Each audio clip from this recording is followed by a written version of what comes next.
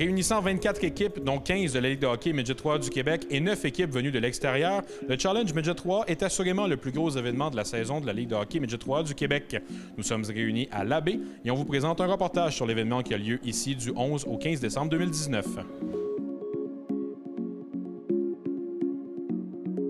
Écoute, on est très contents. La deuxième année est toujours une année qu'on dit d'ajustement. Alors l'an passé, on avait quelques petits correctifs à faire, on les a corrigés. Écoute, depuis le matin, ça va très bien. Les équipes ont commencé à arriver hier soir. Le matin, tout bien, c'est bien déroulé. On n'a pas eu de pépins majeurs, juste des choses normales. Ça va très, très bien. Si ça peut continuer comme ça. Puis en plus, il y a un peu de monde au rendez-vous. Parce que dans le jour, c'est pas évident, là. Tout le monde travaille ou les écoliers. Fait qu'on a eu du monde, puis on est bien content. La nouvelle formule qu'on a sortie cette année, en décalant les parties de 30 minutes, puis en faisant décoller les parties un peu plus tard pour faire plus de bonheur, ça augmente la qualité du spectacle. Alors, c'est intéressant pour ça. Cette année, ce qu'on a changé aussi, c'est qu'on a ajouté une troisième aréna. L'an passé, on avait 24 équipes dans 2 arénas. Alors, à la fin du tournoi, on s'est assis avec le comité, avec la direction de la Ligue Midget 3A. On a pensé que 3 arénas, ça serait mieux. Alors là, on s'est réajusté sur une troisième aréna. Là, il a fallu organiser la logistique de toutes ces arénas, de toutes ces parties-là, de les céduler les nouvelles games, organiser l'aréna pour l'équipement, puis recevoir les équipes. Fait que pour nous, cette année, c'est un plus pour ça. Pour les bénévoles, de ne pas avoir à transporter d'un aréna à l'autre, on a cédulé avec la Ligue. En accord avec la Ligue, on a mis 8 équipes dans chaque aréna qui jouent les 3 premières parties. Donc, ça aide aussi. Ça aide aux bénévoles, ça aide au comité organisateur. Puis, le challenge Midget 3A est meilleur. Il est meilleur pour ça. Bien, c'est de la stabilité.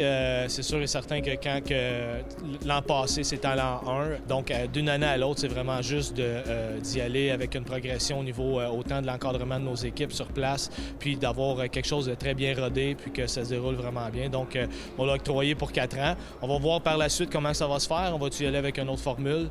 C'est sûr qu'il y a toujours des bids des équipes de la Ligue pour avoir l'événement chez eux. Mais on va voir là, avec les demandes qu'on a aussi, là, autant au niveau des glaces que de l'hébergement. On va voir comment ça va se passer. Peut-être qu'on va y aller avec une formule différente au niveau de l'octroi, des périodes plus courtes. On verra. Tu sais, on a 2 équipes. On a une équipe de bénévoles, l'équipe André Boudreau. Il y a 80 bénévoles. Fait qu'avec André, quand on a ajouté une troisième aréna, avec André, on s'est réunis et on a dit, André, il faut aller chercher des bénévoles pour Arvida. Puis écoute, il y a tellement de contacts, puis il y a tellement de personnes qui connaissent qu'on a été chercher 40 bénévoles pour Arvida. Puis si tu n'as pas ce genre de comité-là dans une organisation d'une telle envergure, tu peux pas avancer. Recevoir 24 équipes partout de la province, des maritimes, tu sais, les hôtels, les restaurants, c'est booké, là. Cette semaine, je vérifiais avec les hôtels, là, puis c'est sold out partout, il n'y avait pas de place, là.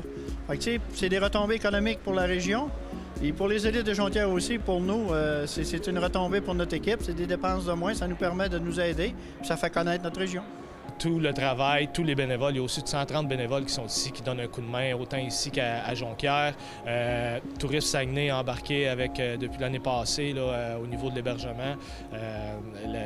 Tout ce qui est au niveau de l'accommodation des équipes, au niveau des hôtels, les repas, c'est des belles retombées économiques pour la région aussi. Puis on sent une petite fièvre du hockey là, autour de la ville de l'Abbé. On va voir tantôt les élites jouer leur premier match là, avec l'ouverture officielle de l'événement. Donc, non, on est super satisfait du déroulement. On savait qu'on était bien accueillis. Les gens du Saguenay-Lac-Saint-Jean, c'est toujours plaisant de venir. Ils ont toujours un bel accueil. Puis jusqu'à maintenant, ça va vraiment, vraiment bien avec tous les gens qui sont impliqués dans l'événement.